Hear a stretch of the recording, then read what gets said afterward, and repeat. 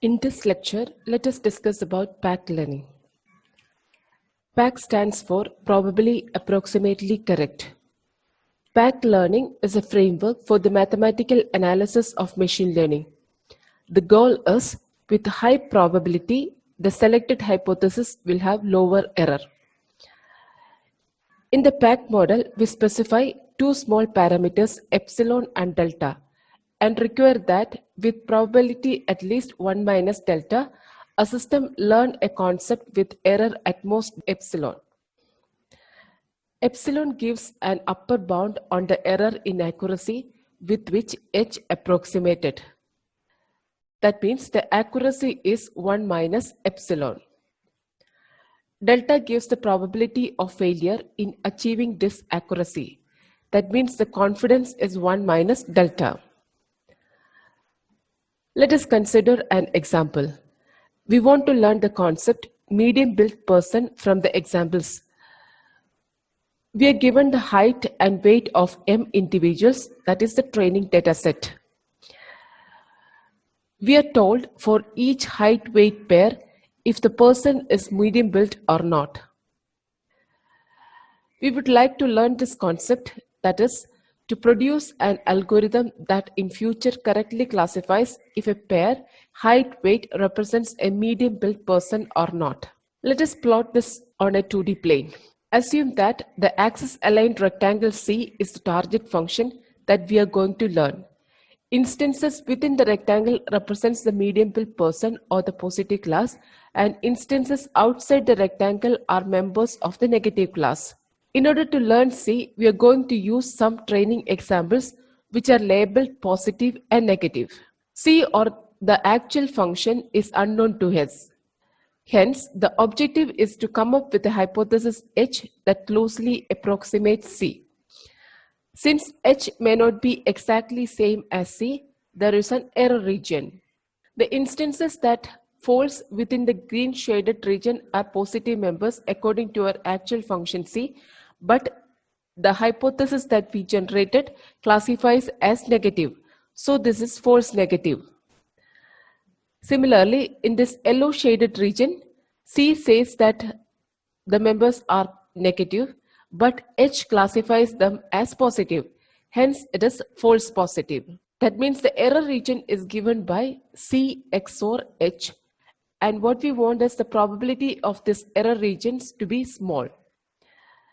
So that is, we want the probability of C XOR H, that is the error region, should be less than or equal to epsilon.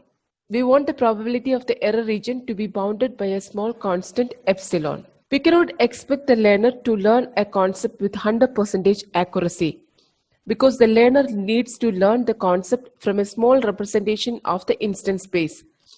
What we expect is a hypothesis that is approximately correct. That is a hypothesis that is in close approximation to the target concept.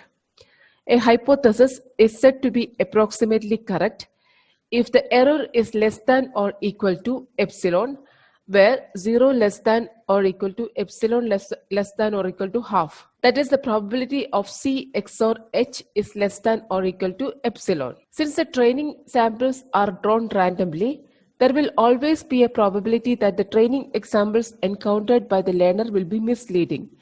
If the samples drawn are not the actual representation of the real instances, the hypothesis generated may not be approximately correct. For a specific learning algorithm, what is the probability that a concept it learns will have an error that is bounded by epsilon? The failure probability is bounded by a constant delta. The goal is to achieve low generalization error with high probability. That is, what we want is a probability of the error of the hypothesis should be less than or equal to epsilon is greater than 1 minus delta, or the probability of C XOR H, that is the probability of the error region, less than or epsilon means it is a good hypothesis, and this probability should be greater than 1 minus delta. Assume that this is the instance space.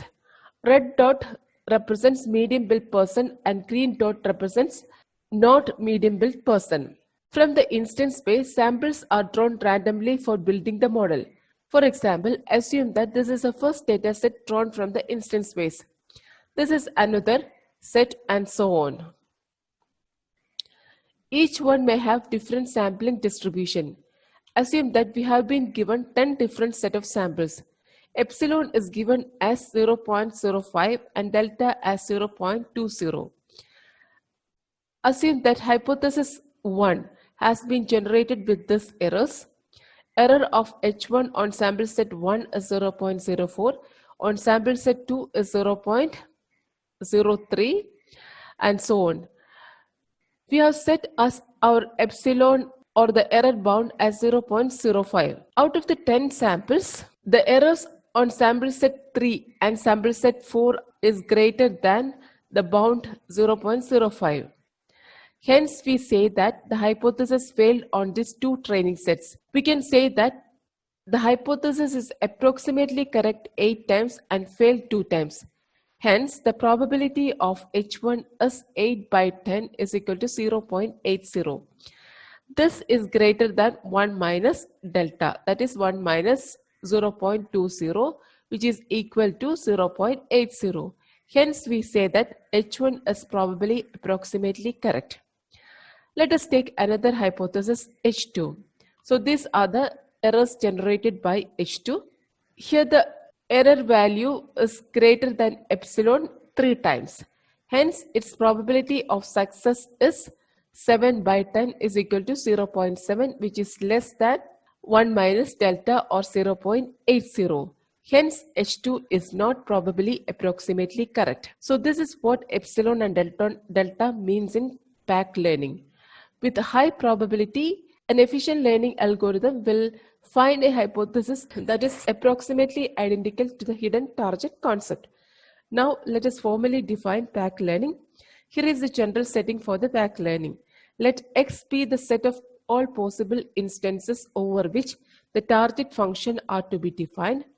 C is a set of target concepts the learner may be asked to learn, where each C element of capital C may be viewed as a Boolean valued function mapping from the input space X to the set 0, 1. If X is a positive example, C of X is equal to 1.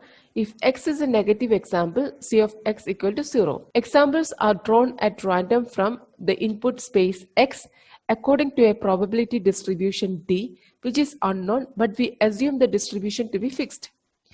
A learner L considers a set of hypotheses H, and after observing some sequence of training examples, outputs a hypothesis H element of capital H, which is its estimate of C. The true error of the hypothesis H with respect to the target concept C and distribution D is the probability that H will misclassify an instance drawn at random according to D. Since for any set of training examples, T subset of X, there may be multiple hypotheses consistent with T. However, the learner cannot be guaranteed to choose the one corresponding to the target concept unless it is trained on every instances in X, which is unrealistic. Hence, we do not require the learner to output a zero error hypothesis. We only require that the error be bounded by a constant epsilon and that can be arbitrarily small. Since the training examples are drawn at random, there must be a non-zero probability that they will be misleading. Hence, we do not require the learner to succeed for every randomly drawn sequence of training examples, only require that its probability of failure be bounded by a constant delta that can be made arbitrarily small. Here is a formal definition of packed learning. Consider a class C of possible target concepts defined over a set of instances X of length n and a learner L using hypothesis H. C is packed learnable by L using H if for all C element of capital C, distribution D over X, epsilon such that 0 less than epsilon less than half and delta such that 0 less than delta less than half, the learner L will output a hypothesis H element of capital H such that the error of H is less than or equal to epsilon with probability at least 1 minus delta in time, that is polynomial in 1 by epsilon, 1 by delta, n and size of C. Here, n is the number of dimensions in the input example. Size of C means the number of parameters that required to be learned in C. For example, if our target function is an axis aligned rectangle, we need to learn the 4 corners of the rectangle. So these 4 corners are the parameters of the axis aligned rectangle C. Hence the size of the C is 4. So in short, this is what back learning means. The probability of error of h less than or equal to epsilon means the hypothesis is a good hypothesis. So the probability of the success of the hypothesis should be greater than or equal to 1 minus delta. Now let us discuss an example. Consider the hypothesis to be an axis aligned rectangle. Assuming the real target function is a rectangle C. Our goal is to find the best rectangle H that approximates the real target function C. To show that the concept class is pack learnable, we describe a simple pack learning algorithm. Given a labeled sample S, the algorithm consists of returning the tightest axis aligned rectangle Hs.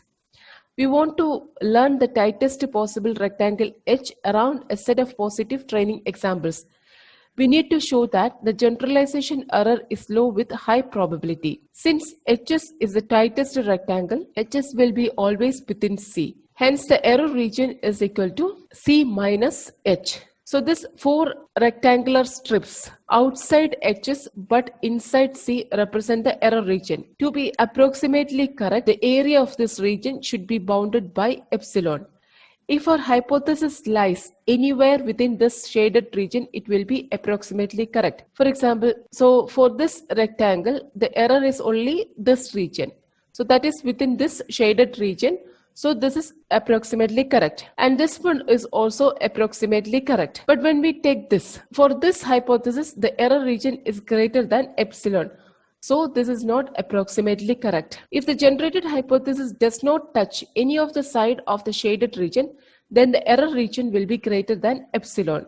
So in this case, the error region is greater than epsilon. So this is a bad hypothesis. We'll get this yellow rectangle only if there will be at least one positive example in each sideband of this rectangle. Assume that this particular training example is not present. So then our hypothesis generated will be like this. This hypothesis has an error region that is greater than epsilon, hence it is a bad hypothesis. That means if at least one of the sideband was missed by all the samples of the training set, we will get a bad hypothesis. There is no training example on this side. That is why we generated this hypothesis. So here Hs is always a subset of this C. Hence, the error region is limited to the union of the 4 rectangular strips outside H but within C. So this is the error region. So the error region between the actual class C and the hypothesis H is equal to the sum of the 4 rectangular strips. So this area, this is the first strip, this is the second, this is the third, and this is the fourth.